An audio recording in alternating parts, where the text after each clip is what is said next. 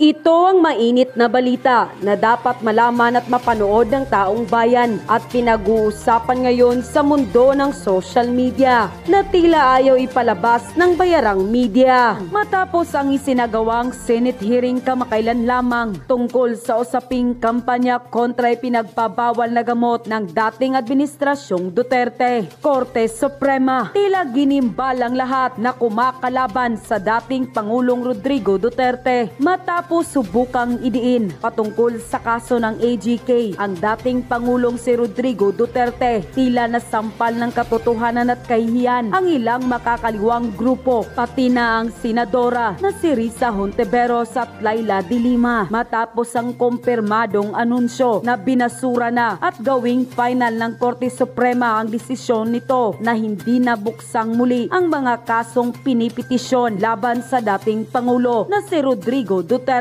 Kaya ayon pa nga sa marami sa ating mga kababayan, wala na, tapos na ang laban. Tinalo nga sa Senado, tinalo pa sa Korte. Pero bago natin simulan ang balitang politika ngayon sa Pilipinas, kung ikaw ay bago pa lamang sa aming channel, ay please huwag kalimutang mag-subscribe at i-click ang notification bell. Huwag din kalimutang mag-like para mas maging updated ka palalo sa lahat pa ng bago naming mga uploads. Tiniyak na mismo ng Korte Suprema ang desisyon kung saan kinumpirma na ang dismissal of human rights petition laban kay dating Pangulong Rodrigo Duterte ay tila hindi na ito maaring buksan pa ng kahit na sino. Ibinasura ng 14th Division of Court of Appeals noong June 28, 2018 ang mga petisyong inihain laban sa dating Pangulong Duterte patungkol sa tila pagkasawi ng mga kilalang aktivista di umano. Ayon mismo sa desisyon ng Korte Suprema, tapos na at hindi na kailangang buksan pa ang kasong ito dahil bukod sa nakalagay na sa Supreme Court books ang nasabing desisyon ng 14th Division, may mga datos na magpapatunay na mahina ang mga kasong isinampa laban sa dating administrasyong Duterte, kaya't naging final and executory ito noong April 29, 2024. Sinubukan pa ng grupong karapatan na i-revert ang nasabing desisyon ng Korte Suprema, ngunit hindi na ito pinahihintulutan pa ng pinakamataas na kapulungan dahil tapos na ang laban at tuluyan na nilang ibinasura ang mga kaso laban sa dating Pangulo na si Rodrigo Duterte. Ayon pa sa kumpirmadong balita na inilabas online ng Enquirer.net, dismissal of human rights petition versus Duterte reaches finality. The dismissal of petition for protective writs filed by several human rights groups where former President Rodrigo Duterte was impleaded has attained finality. In a document made public Thursday, the Supreme Court has already released the entry of judgment for the case of which a decision has become final and executory on April 29, 2024. Under court rules, an entry of judgment means the decision was already recorded in the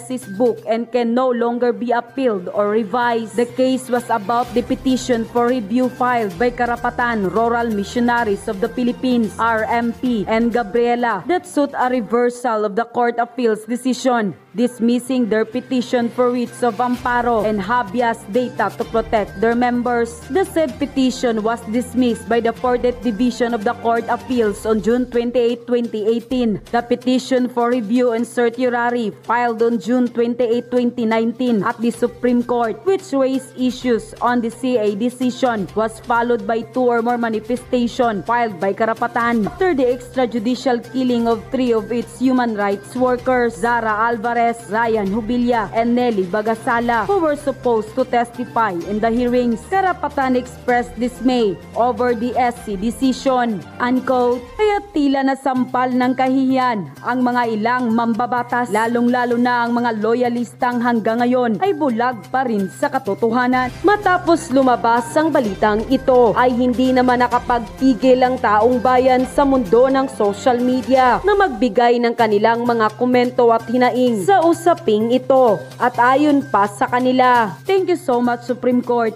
Binalik ninyo ang tiwala namin na may justice pa dito sa Philippines. Thank you, Lord. Basta gumawa ka ng kabutihan at katotohanan, yan talaga ang magwawagi. God bless po, PRRD. Mabuhay po kayo at mahal nyo ang Pilipinas at ang mga mamayang Pilipino. Wala na, endgame na, wala ng kaso. Dismiss ang EJK case laban kay FPRRD. Tatalo na ata sa WPS sa mga criminal defender sa Senado. Wala na rin ang alas nila na ICC. Una nang binasura ang kaso. Kahit pa pinush ng BBM administration ang investigasyon pa. Tinalo na nga sa Senado. Tinalo pa sa korte. Sige, nasaan na kayo? Sampahan niyo pa si dating Pangulong Duterte. Lahat binasura sa korte. Good job, Tatay Digong. Ang tatay ng buong Pilipinas. Mali ang binangga ninyo na tao. Piskal, prosecutor, abogado pa. Love you, Tatski Digong. Good job. Next move, hanap naman kayo ng butas. Anko. Ayaw ko ba, natatawa na lang ako.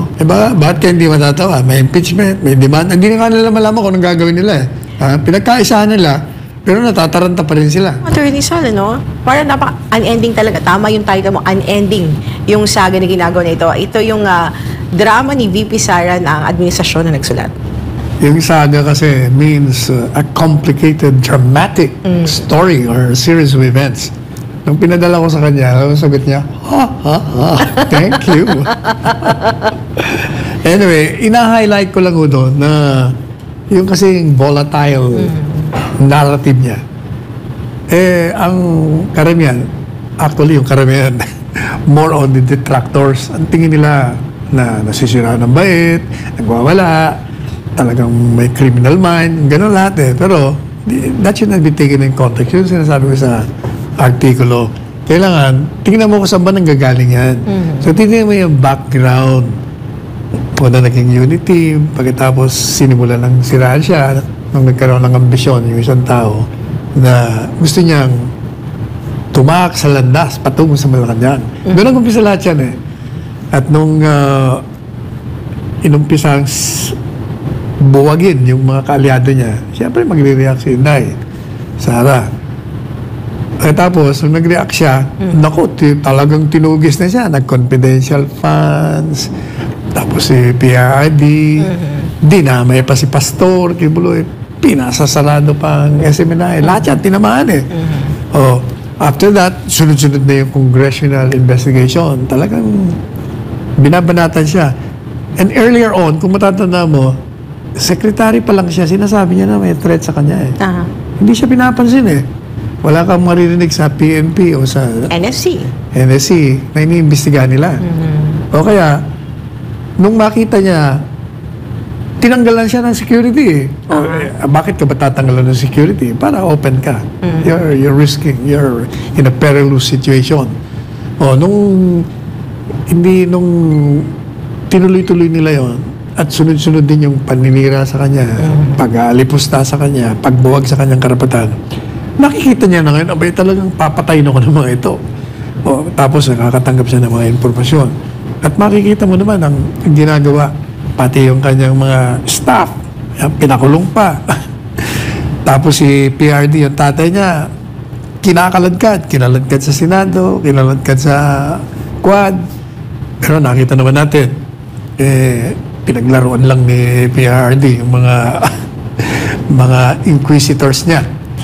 Madalit sabi, nung inilabas niya, ang sukdulan kasi nung pinakulong mo yung chief of staff niya na wala namang napakabait ng ali.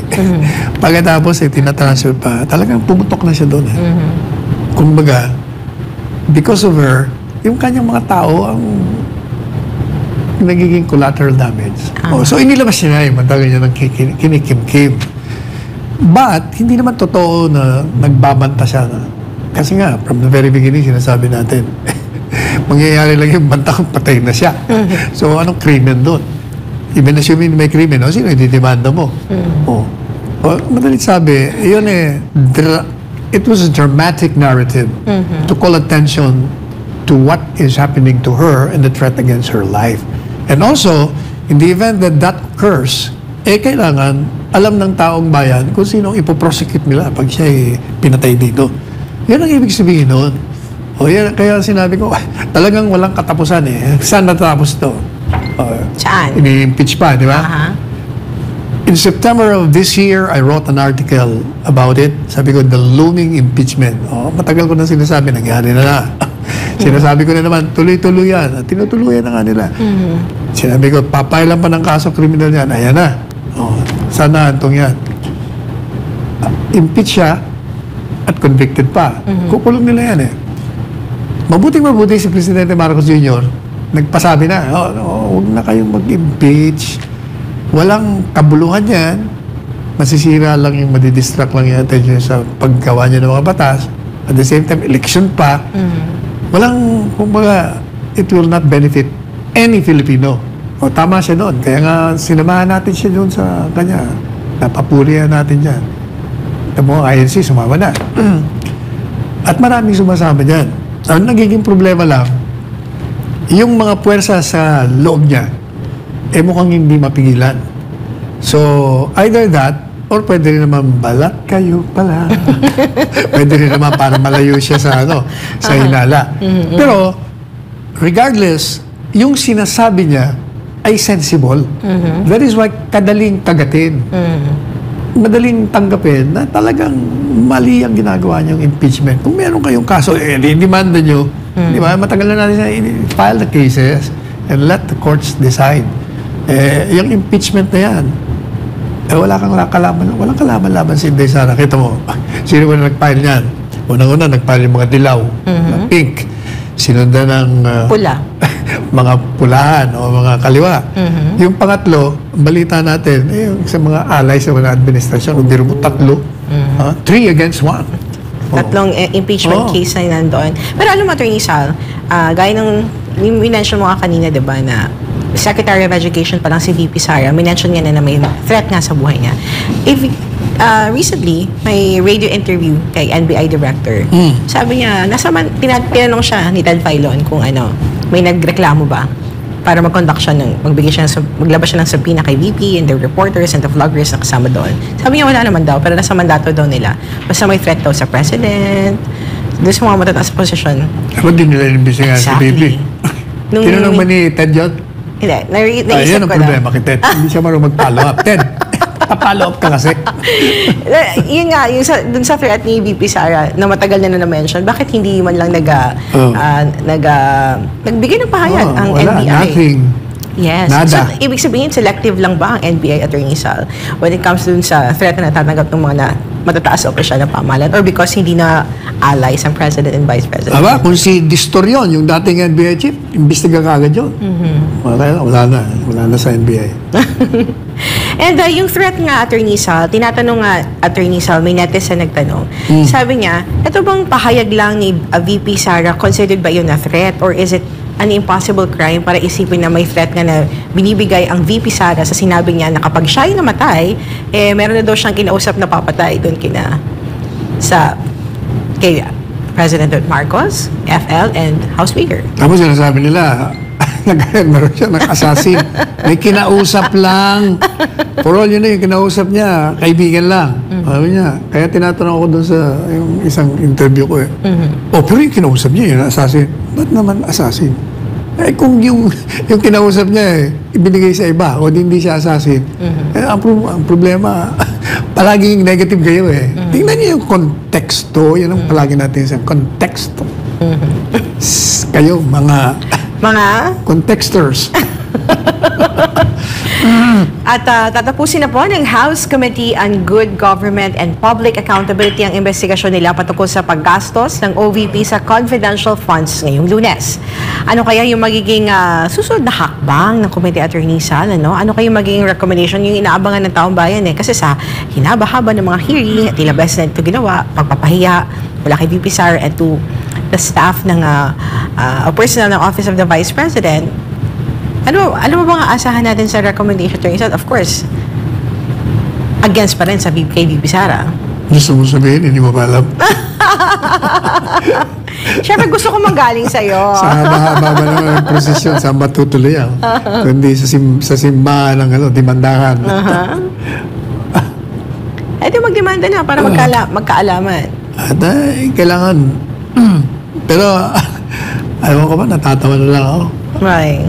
Bakit hindi matatawa? May impeachment, may demand. Hindi nga nila malaman kung anong gagawin nila. Pinagkaisahan nila, pero natataranta pa rin sila. Yun nga, Attorney Sal, ang dami na ginawang paraan to malign the Vice President and the Dutertes, to destroy their character, but then, nanatili pa rin ang tiwala, no? At ang lakas ng kumpiyansa ng taong bayan sa mga Dutertes. Ibig sabihin, kahit ano pang gawin nilang paninira doon sa Kamara, hindi po yun magiging sapat para masira ang ilang dekada ng nagawa ng mga Duterte. At of course, yung may resibo sila, Attorney Sal, mahirap kalabanin ang magandang resibo, Attorney Sal, para siraan lang sila. Kumbaga, nagtanim sila yung punla. Lumaki yung punong kahoy, kaya mahirap mo nang sirain yun. Mali sila ng kinalaman. Namunga na ng gusto. Wala na. At kaugnay dyan, Attorney, sinabi din ni Congressman Ace Barbers na nakatakta maglabas ng progress report ang Quadcom bago mag-adjourn ng Kongreso para sa Christmas break.